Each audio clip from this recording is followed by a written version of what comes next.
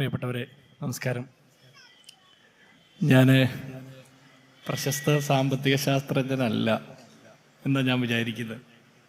സാമ്പത്തിക ശാസ്ത്രത്തിൽ PhD ഒക്കെ ഉണ്ട്.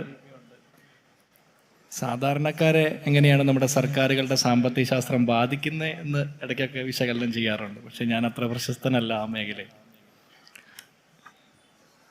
ബാക്കിയെല്ലാം ശരിയാണ് എന്നെക്കുറിച്ച് പറഞ്ഞത്. ഞാൻ വിചാരിക്കുന്നു, ഈ അടുത്ത കാലത്ത് ഒരു മാധ്യമത്തിൽ രണ്ട് മാധ്യമ പ്രവർത്തകർ തമ്മിൽ സംസാരിക്കുന്നതിനിടയിൽ പറയുകയാണ്, നിരന്തരം വർഗീയത പറയുന്ന ഒരാളെ കുറിച്ചിട്ട് നമ്മളത് കണ്ടില്ലെന്ന് നടിച്ചാൽ മതി, കുറച്ച് കഴിയുമ്പോൾ നിർത്തിക്കോളൂ.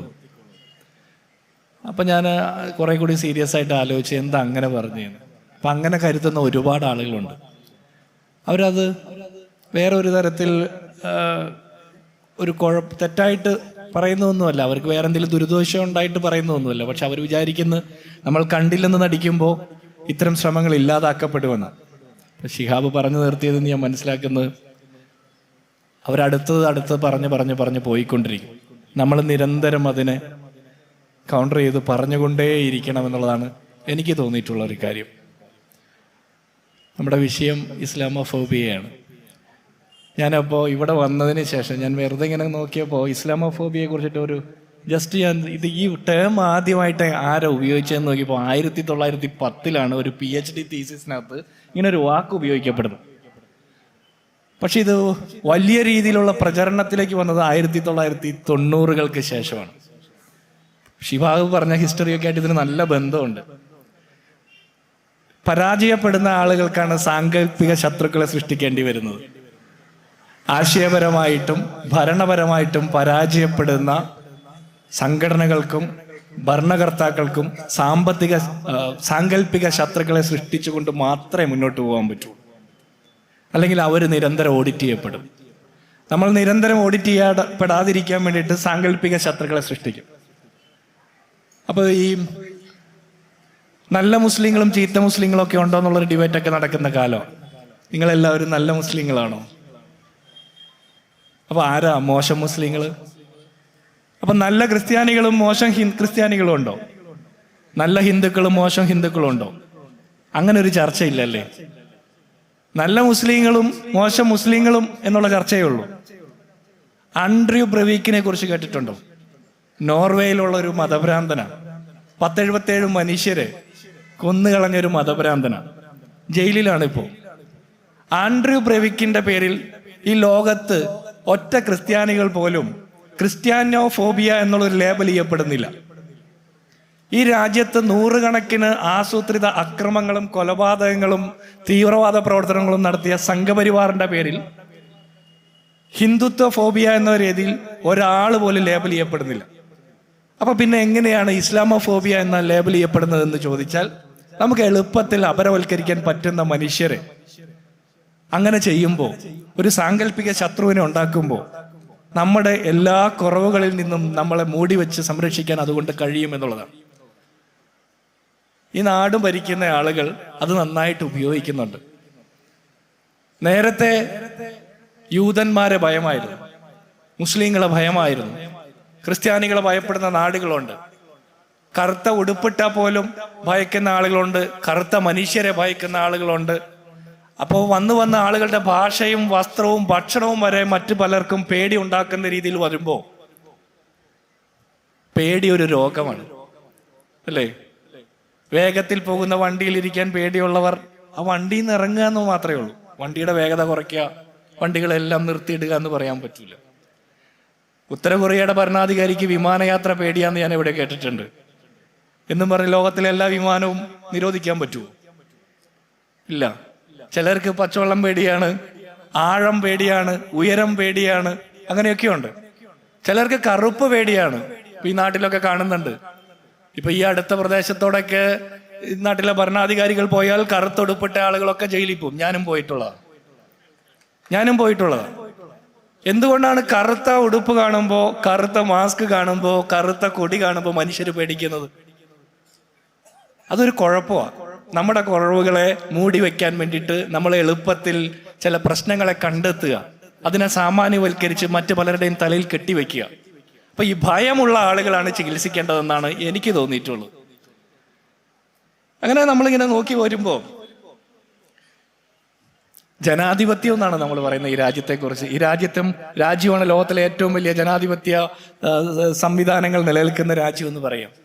ജനാധിപത്യത്തിന്റെ ഏറ്റവും അടിസ്ഥാനപരമായ മൂല്യമെന്ന് ഞാൻ വിചാരിക്കുന്നത്, എന്നെ എതിർക്കുന്ന ആളുകളും ഈ വേദിയിലുണ്ടെങ്കിൽ അവർക്ക് എന്നെ എതിർത്ത് പറയാനുള്ള അവകാശമുണ്ട് എന്ന് ഉള്ള ബോധ്യം എനിക്കുണ്ടാകണം. അല്ലെങ്കിൽ പിന്നെ ഈ വേദിയിലിരിക്കാൻ ഞാൻ യോഗ്യനല്ല. എന്നെ എതിർക്കുന്ന ആളുകൾക്കും അവർക്ക് എതിർക്കാനുള്ള അവകാശമുണ്ടെന്നുള്ള ആ മിനിമം ജനാധിപത്യ ബോധം ഇല്ലാത്ത ആളുകളാണ് ഈ രാജ്യത്തെ ജനാധിപത്യ രാജ്യമെന്ന് അഭിമാനിക്കുന്നത്. ലോക സമാധാനത്തിന് വേണ്ടി ബജറ്റ് വിഹിതം മാറ്റിവെക്കുന്ന സർക്കാരുകൾ നമ്മുടെ നാട്ടിലുള്ളപ്പോൾ, കടലാമകൾക്ക് വേണ്ടിയിട്ട് പദ്ധതി വിഹിതം മാറ്റിവെക്കുന്ന ബജറ്റുകൾ പ്രഖ്യാപിക്കുന്ന സർക്കാരുകൾ ഈ നാട് ഭരിക്കുമ്പോൾ, മനസമാധാനത്തിന് വേണ്ടിയിട്ട് യോഗ പ്രഘോഷണം നടത്തുന്ന പ്രധാനമന്ത്രി ഈ രാജ്യം ഭരിക്കുമ്പോൾ മനുഷ്യരുടെ മനസമാധാനം എങ്ങനെ നഷ്ടപ്പെടുന്നതെന്ന് ആരും ചിന്തിക്കുന്നില്ല. ഞാൻ 2000 മുതൽ യോഗ പ്രാക്ടീസ് ചെയ്യുന്ന ഒരാളാണ്, ഏറിയും കുറഞ്ഞൊക്കെ. 2018 മുതൽ അതിന്റെ ട്രെയിനറായിരുന്നു, കുറച്ചധികം വർഷം, കുറെ കാലം. ഞാൻ വിചാരിക്കുന്ന ഈ രാജ്യം ഭരിക്കുന്ന പ്രധാനപ്പെട്ട പലരും, നരേന്ദ്രമോദിയും അമിത്ഷായും യോഗി ആദിത്യനാഥും ഒന്നും യഥാർത്ഥത്തിൽ യോഗയുടെ അന്തസ്സത്ത് എന്താണെന്ന് മനസ്സിലാക്കിയിട്ടില്ല. അപ്പൊ അങ്ങനെ ഓരോന്നും എല്ലാം അവരുടെ സൗകര്യത്തിനനുസരിച്ചിട്ടാണ് അവരിതിനെ ചിത്രീകരിക്കുന്നത്. ഒരു വലിയ ബോളിന്റെ മേലെ മലന്ന് കിടക്കുന്ന പ്രധാനമന്ത്രിയെ കാണുമ്പോൾ മനസമാധാനം നമുക്ക് ആർക്കും ഉണ്ടാകുന്നില്ലല്ലോ. നമുക്കൊരു നേതാവിനെ കാണുമ്പോൾ, ഈ രാജ്യം ഭരിക്കുന്നവരെ കാണുമ്പോൾ, നമ്മുടെ മുന്നിലൂടെ കടന്നു വരുന്ന ആളെ കാണുമ്പോൾ മനസമാധാനം നഷ്ടപ്പെടുന്നുണ്ടെങ്കിൽ അതിനൊരു കാരണമുണ്ട്. ഇസ്ലാമോഫോബിയ എന്ന് പറയുന്ന ഒരു ഇസ്ലാമിനെ, ഒരു മുസ്ലിം മതവിശ്വാസിയെ കാണുമ്പോൾ കണ്ടാൽ തിരിച്ചറിയുമെന്നൊന്നും എനിക്കറിയില്ല. ഇപ്പൊ വസ്ത്രം കണ്ടാൽ തിരിച്ചറിയാം, പേര് കണ്ടാൽ തിരിച്ചറിയാം എന്നൊക്കെ ഇവർ പറയുന്നുണ്ട്. എനിക്കതറിയില്ല, ചിലപ്പോൾ തിരിച്ചറിയാൻ പറ്റുമായിരിക്കും. പക്ഷെ പ്രധാനമന്ത്രിയെ കാണുമ്പോൾ എത്ര ആളുകൾക്ക് ഹാപ്പിനെസ് ഇൻഡെക്സ് കൂട്ടുന്നുണ്ട്, സന്തോഷം കൂടുന്നുണ്ട്? ഉണ്ടോ? ഉണ്ടാകുന്നില്ല. മനുഷ്യരെ കൂടുതൽ ചേർത്ത് പിടിക്കാൻ കരിസ്മ ഉള്ള ആളുകളാണ് നേതാക്കന്മാരെന്നാണ് ഞാൻ വിചാരിക്കുന്നത്. നമ്മുടെ നാട്ടിലെ ഒരു നേതാവ് ഇവിടെ വന്നിറങ്ങുമ്പോൾ എല്ലാവർക്കും ഓടിച്ചെന്ന് അടുത്തേക്ക് ചെല്ലാനും ഒന്ന് തൊടാനും ഒന്ന് അടുത്ത് നിൽക്കാനും കെട്ടിപ്പിടിക്കാനൊക്കെ തോന്നുന്നുണ്ടെങ്കിൽ അതിനൊരു പ്രത്യേകതയുണ്ട്. നമ്മുടെ നാട് ഭരിക്കുന്ന നേതാവ് വരുമ്പോൾ നമ്മളെല്ലാം ഓടി അകലുക, വീട്ടിനകത്ത് കയറി ഒളിച്ചിരിക്കേണ്ടി വരികയാണെങ്കിൽ കുഴപ്പമുണ്ട്. ഇതെല്ലാം കണക്റ്റഡാണ്. ഇപ്പം ഞാൻ പറഞ്ഞു വരുന്നത്, ഈ വൈവിധ്യങ്ങളെ ഉൾക്കൊള്ളാൻ ശേഷിയില്ലാത്ത ആളുകൾക്ക് ശത്രുക്കളെ നിർമ്മിച്ച് മുന്നോട്ട് പോകേണ്ടി വരും. അപ്പോൾ ഓരോ കാലത്തും ചരിത്രത്തിൽ നിന്ന് പഠിക്കാത്ത ആളുകൾ അതിനെ ഏറ്റുപാടിക്കൊണ്ടിരിക്കും. അങ്ങനെ ഏറ്റുപാടിക്കൊണ്ടിരിക്കുന്നവരിലാണ് ഇന്ന് ഈ നാട്ടിലെ, ഇപ്പൊ കണ്ണൂരിന്റെ അതിർത്തി കടന്നാൽ കാസർഗോഡ് കഴിഞ്ഞാൽ, ട്രെയിനിൽ കയറി കഴിഞ്ഞാൽ ഈ നാട്ടിലെ ക്രൈസ്തവർക്കും തുല്യ ബുദ്ധിമുട്ട് തന്നെയാണ് കേരളത്തിന് പുറത്തേക്ക് പോകുമ്പോൾ. പക്ഷേ കേരളത്തിലേക്ക് വരുമ്പോൾ ചില ക്രൈസ്തവർ പറയുന്നു കേരളത്തിലെ സകല പ്രശ്നങ്ങൾക്കും കാരണം മുസ്ലിങ്ങളാണെന്നാണ് പറയുന്നത്. എനിക്കത് മനസ്സിലാകുന്നില്ല. നമ്മളൊന്ന് തട്ടി വീണാൽ പോലും ജമാഅത്തെ ഇസ്ലാമിയാണ് കേരളത്തിലെ ഏറ്റവും വലിയ പ്രശ്നം എന്ന് പറയുന്ന അവസ്ഥയിലേക്ക് എത്തി. നമുക്കൊന്ന് ജലദോഷം വന്നാൽ, നന്നായി ഒന്ന് മഴ നനഞ്ഞ് ഒന്ന് ജലദോഷം വന്നാൽ, ഒരു പനി വന്നാൽ, അപ്പൊ അതിൻ്റെയും കാരണം ജമാഅത്തെ ഇസ്ലാമിയാന്ന് ഈ നാട് ഭരിക്കുന്നവരങ്ങ് പറയുക. അത് കേട്ടിട്ട് ആളുകൾ അങ്ങ് സമ്മതിക്കുക. എനിക്ക് മനസ്സിലാകുന്നില്ല ഇതെന്താണ്. അത് മനസ്സിലാകാത്തതിന് കാരണം നമ്മുടെ പരിമിതികളായിരിക്കും. അവരുടെ ഭയം കൊണ്ട് അവരതൊക്കെ പറയുമ്പോൾ നമ്മൾ പോലും ഈ കണക്റ്റഡ് ഈ സെമിനാറുമായി ബന്ധപ്പെട്ട് ഇസ്ലാമോഫോബിയ എന്ന വിഷയം വെച്ചിട്ട് ചർച്ച നടത്തുന്ന അവസ്ഥയിലേക്ക് എത്തി. മനസ്സിലായില്ലേ? എന്തുകൊണ്ട് ക്രിസ്ത്യാനോഫോബിയ എന്ന് പറഞ്ഞ ചർച്ച നടത്തുന്നില്ല? ഹിന്ദുത്വ ഫോബിയ ചർച്ച നടത്തുന്നില്ല? എങ്ങനെയാ ഇത്തരം ചർച്ചകൾ ഇല്ലാതാക്കപ്പെടുന്നത്? നേരത്തെ സ്വാഗത പ്രാസംഗികൻ പറഞ്ഞ പോലെ ആടിനെ പട്ടി എന്ന് വിളിച്ച് അവസാനം ആടിനെ കൊണ്ടുപോകുന്ന ആൾക്ക് പോലും ഇത് പട്ടിയാണെന്ന് തോന്നുന്ന അവസ്ഥയിലേക്ക് എത്തുകയാണ്. നമ്മളെ പേടിപ്പിച്ചുകൊണ്ടിരിക്കുക. പേടിക്കാൻ പാടില്ല. അവസാനത്തെ ആള് വരെ സംസാരിച്ചു കൊണ്ടിരിക്കണമെന്നാണ് ഞാൻ വിചാരിക്കുന്നത്. സംസാരിക്കുമ്പോഴാണ് നമ്മൾ ജയിക്കുക. ഞാനൊരു കോൺഗ്രസ്സുകാരനാണ്. കോൺഗ്രസിൽ പല ധാരകളുണ്ട്. പല കാലത്തും പലതരത്തിലുള്ള ഡിബേറ്റുകളൊക്കെ ഉണ്ടായിട്ടുണ്ട്. ഗാന്ധിയെ പോലും വിമർശിക്കുന്ന മനുഷ്യരുണ്ട്. ഗാന്ധി പോലും ഓഡിറ്റ് ചെയ്യപ്പെടണം എന്ന് വിചാരിക്കുന്ന ആളുകളുണ്ട്. ഗാന്ധി ഓഡിറ്റ് ചെയ്യപ്പെടേണ്ടത് തന്നെയാണ്. പക്ഷെ 100 വർഷം മുമ്പാണ് സത്യാന്വേഷണ പരീക്ഷണങ്ങളുടെ എഴുത്ത് തുടങ്ങിയത്. ഇന്നേക്ക് 100 വർഷം മുമ്പ്. 100 വർഷം മുമ്പ് എന്തുകൊണ്ട് ആ പുസ്തകം എഴുതി തുടങ്ങി എന്ന് ചോദിച്ചാൽ അതിനു മുമ്പേ ഗാന്ധി ഈ രാജ്യത്തോടും ലോകത്തോടും നിരന്തരം സംസാരിച്ചുകൊണ്ടിരിക്കുക ചെയ്തത്.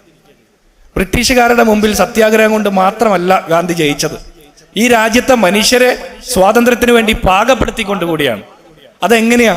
എല്ലാ ദിവസവും റേഡിയോ പ്രഭാഷണം നടത്തിയും പ്രാർത്ഥന കൂട്ടായ്മയ്ക്ക് വരുന്ന മനുഷ്യരോട് സംസാരിച്ചുകൊണ്ടും എല്ലാ ദിവസവും ലേഖനങ്ങൾ എഴുതിക്കൊണ്ടും കത്തെഴുതിക്കൊണ്ടും ആളുകളോട് നിരന്തരം സംസാരിച്ചും സംവദിച്ചും കൊണ്ടാണ്. നമുക്കും അങ്ങനെയാ തോൽപ്പിക്കാൻ പറ്റുള്ളൂ.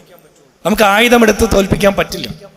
അപ്പുറത്ത് വലിയ ശക്തികൾ ആയുധത്തിന്റെ ആൾബലത്തിന്റെ എല്ലാ സംഘബലത്തോടെ നിൽക്കുമ്പോൾ നമുക്ക് തോൽപ്പിക്കാൻ പറ്റുന്നത് നമ്മുടെ ചിന്ത കൊണ്ടും നമ്മുടെ വാക്കുകൊണ്ടും നിരന്തരമുള്ള ചെറുത്ത് നിൽപ്പ് കൊണ്ട് മാത്രം.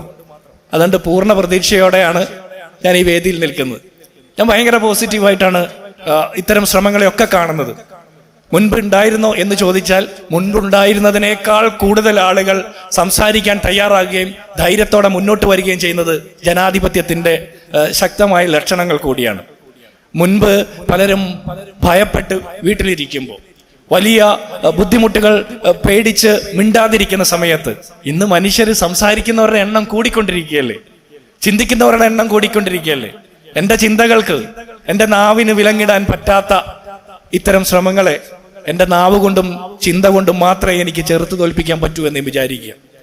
എൻ്റെ മതത്തിൻ്റെ 4 അതിരുകൾക്കുള്ളിൽ മാത്രം നിൽക്കാതെ, എൻ്റെ കക്ഷി രാഷ്ട്രീയ ബോധ്യത്തിൻ്റെ 4 അതിരുകൾക്കുള്ളിൽ മാത്രം നിൽക്കാതെ, എൻ്റെ പരിമിതമായിട്ടുള്ള സാമൂഹ്യ ബന്ധങ്ങളുടെ ചുറ്റുമതിലുകൾക്കുള്ളിൽ മാത്രം നിൽക്കാതെ കുറെ കൂടി ആഴത്തിലും പരപ്പിലും വിശാലമായും ചിന്തിക്കാൻ സാധിക്കുമ്പോൾ, അത് അങ്ങനെ തന്നെ ചിന്തിച്ചുകൊണ്ട് സംസാരിക്കുമ്പോഴാണ് ഇത്തരം സർക്കാരുകളുടെ അല്ലെങ്കിൽ ഭരണകൂടത്തിന്റെ സ്പോൺസർഷിപ്പോടെ നടക്കുന്ന ഇസ്ലാമോഫോബിയ പോലുള്ള പ്രചരണങ്ങളെ ചെറുത്ത് തോൽപ്പിക്കാൻ നമുക്ക് പറ്റൂ. ഇത് സർക്കാരിന്റെ മാത്രം പ്രശ്നമല്ല. നമ്മുടെ നാട്ടിലെ ഓരോ സാധാരണക്കാരനും ഹിജാബ് ധരിച്ച ആളെ കാണുമ്പോൾ ഒരു സ്കൂളിലെ അധ്യാപികയ്ക്ക് എന്തുകൊണ്ട് ഭയമുണ്ടാകുന്നു എന്ന് നമ്മൾ ചിന്തിക്കണം. അല്ലെങ്കിൽ പർദ്ദ ധരിക്കുന്ന ആളുകളെ കാണുമ്പോൾ എന്തുകൊണ്ട് പേടി ഉണ്ടാകുന്നു? തലയിൽ തൊപ്പി വെക്കുന്ന ആളുകളെ കാണുമ്പോൾ എന്തുകൊണ്ട് പേടി ഉണ്ടാകുന്നു? ഈ തൊപ്പിയുടെ തന്നെ മറ്റൊരു നിറമുള്ള തൊപ്പിയാണ് റോമിലിരിക്കുന്ന ഞങ്ങളുടെ മാർപ്പാപ്പയും ധരിക്കുന്നതെന്ന് ഞങ്ങൾ ചിന്തിക്കാത്തടത്താണ് ഞങ്ങളുടെ പരാജയം. അപ്പൊ ഓരോന്നിനും വൈവിധ്യങ്ങളെ അക്സെപ്റ്റ് ചെയ്യാൻ പറ്റാത്ത ആളുകളാണ് ഇത്തരം ഭയങ്ങളുടെ പുറകെ പോകുന്നതെന്നാണ് ഞാൻ മനസ്സിലാക്കുന്നത്. അവിടെ വിശാലമായ ചിന്തകൾ ഉണ്ടാക്കപ്പെടണം. നമ്മുടെ കക്ഷി രാഷ്ട്രീയത്തിന്റെ മത സാമുദായിക ചിന്തകളുടെയൊക്കെ 4 അതിരുകൾക്കുള്ളിൽ നിന്ന് മാത്രം ചിന്തിക്കാതെ അതിന് പുറത്തേക്ക് ചിന്തിക്കാൻ നമുക്ക് പറ്റണം. നവോത്ഥാനത്തിന്റെ പേരിൽ അഭിമാനിക്കുന്ന ഒരു നാടാണ് കേരളം. ഞാൻ ഈ ഒറ്റവാചകം പറഞ്ഞ് അവസാനിപ്പിക്കുക. നിരവധി നവോത്ഥാന നായകന്മാരുടെ പേരിൽ അഭിമാനിക്കുന്ന നാടാണ് കേരളം. പക്ഷേ നവോത്ഥാന നായകന്മാരുടെയും നവോത്ഥാന ചരിത്രത്തിന്റെയും ഒക്കെ പേരിൽ അഭിമാനിക്കുന്ന കേരളത്തിൽ സർക്കാരിന്റെ സ്പോൺസർഷിപ്പിൽ, സർക്കാരിന്റെ പിന്തുണയോടെ പ്രവർത്തിക്കുന്ന നവോത്ഥാന സംരക്ഷണ സമിതി പോലും കേരളത്തിൽ മനുഷ്യരെ നരബലിയിലേക്ക് നയിക്കുന്ന രീതിയിലുള്ള തീവ്രമായിട്ടുള്ള വർഗീയതയും ഇസ്ലാമോഫോബിയും പരത്തുന്ന കാലത്ത് നമുക്ക് സംസാരിച്ചുകൊണ്ട് മാത്രമേ, നിരന്തരം ചിന്തിച്ചുകൊണ്ടും സംസാരിച്ചുകൊണ്ടും മാത്രമേ ചേർത്ത് നിൽക്കാനും മുന്നോട്ട് നയിക്കപ്പെടാനും സാധിക്കുകയുള്ളൂ. തോൽക്കാതിരിക്കാൻ ചിന്തിക്കുക, തോൽക്കാതിരിക്കാൻ സംസാരിച്ചു കൊണ്ടിരിക്കുക. നമ്മളെ എതിർക്കുന്നവരോട് പോലും അവരോട് പറഞ്ഞ് പറഞ്ഞ് പറഞ്ഞ് ജയിക്കാൻ നമുക്ക് സാധിക്കട്ടെ. സ്നേഹം കൊണ്ട് മനുഷ്യനെ കീഴ്പ്പെടുത്താൻ പറ്റുമെന്ന് ഞാൻ വിചാരിക്കുന്നത്. ആയുധം കൊണ്ട് കീഴ്പ്പെടുത്താൻ പറ്റില്ല എന്ന് ഒരുപാട് വട്ടം നമ്മൾ കണ്ട് പരിചയിച്ചിട്ടും എന്തുകൊണ്ട് നമുക്ക് ഏറ്റവും എളുപ്പത്തിൽ എടുത്ത് ഉപയോഗിക്കാൻ പറ്റുന്ന സ്നേഹം എന്ന മന്ത്രം എടുത്ത് ഉപയോഗിച്ചുകൊണ്ട് മനുഷ്യരെ കീഴ്പ്പെടുത്താൻ നമുക്ക് സാധിക്കുന്നില്ല എന്ന് മാത്രം നമ്മൾ ചിന്തിക്കേണ്ട ഒരു കാലഘട്ടത്തിലാണ് നിൽക്കുന്നത്. നന്ദി, നമസ്കാരം, ജയ് ഹിന്ദ്.